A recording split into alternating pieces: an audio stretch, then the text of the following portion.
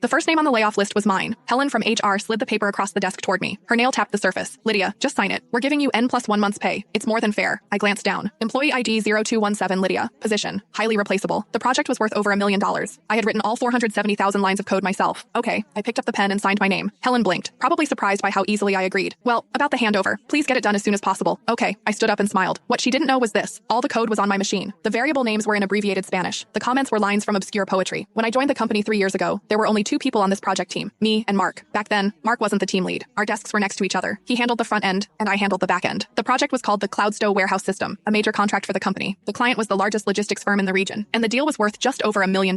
Lydia, how's your Java? That was the first thing Mark ever asked me. It's all right. How all right is all right? I thought for a moment. I've probably written around 200,000 lines. Mark's eyes lit up. Great. You take the core modules. And you? I'll handle the product meetings, nail down the requirements. At the time, it seemed perfect. He wasn't great at coding, and I wasn't great at dealing with people. We complemented each other. It was only later I understood that complementing each other was just another way of saying, you do the work, he takes the credit. In the first month, I wrote 30,000 lines of code. Mark wrote a PowerPoint deck. The first slide read, Cloudstow System Technical Architecture Report. Mark. I asked him, shouldn't my name be on there too? Mark said, you're so good at coding, the execs will definitely remember you. The PowerPoint is just a formality. I believed him. The second month, the CTO came to check on our progress. Mark stood in front of the projector, speaking with animated enthusiasm. He threw around terms like architecture decoupling, high availability design, and microservices decomposition. He said the words more smoothly than I ever could. When he finished, the CTO nodded. Good work, Mark. Then he turned to him. Do you need more people on the technical side? Mark said, no need. I can handle it. I was sitting right there. The CTO didn't even glance in my direction. At the time, I thought, it's fine. I'm a tech person. I don't need the spotlight. As long as the code is good, that's what matters. Looking back, I was so naive. The third month, the team expanded. 2 new graduates joined us. HR told me, Lydia, you're our best developer. Could you mentor the new hires? I said, sure. Their names were Sam and Rick. Fresh out of college, they still had that spark in their eyes. Sam asked me, Lydia, are you the lead on this project? The code is beautiful. I smiled. Not the lead. It's a team effort. But I checked the Git history. You made 80% of the commits. Mark happened to be walking by and overheard. He clapped Sam on the shoulder. A lot of commits doesn't mean a lot of contribution, understand? Writing code is the basic work. The hard part is the architectural design and project management. Sam looked at him, then back at me, and didn't say another word. The fourth month, the project went live. During the client acceptance meeting, Mark wore a suit and stood at the head of the conference room, confidently addressing a room full of people. I was in my plaid shirt, sitting in the back row, debugging the system. The client asked, what happens if we see a huge spike in concurrent users? Mark replied, don't worry, we've implemented a comprehensive load balancing design. The client asked again, what's the data backup strategy? Mark said, incremental backups with offsite disaster recovery. Every single term he used was something I had written in the technical documentation. The night we got sign off, the department went out for dinner. Our director raised his glass. For this project, Mark's contribution was indispensable. Mark lifted his glass, all humility. It was mainly good teamwork. I just did a bit of coordination. No one mentioned my name. I drank a lot that night. On the way home, my roommate asked, why so much to drink? Did you get a promotion? No. A raise? No. Then what are you celebrating? I stood under a streetlight, looking at my own shadow. I don't know. The fifth month,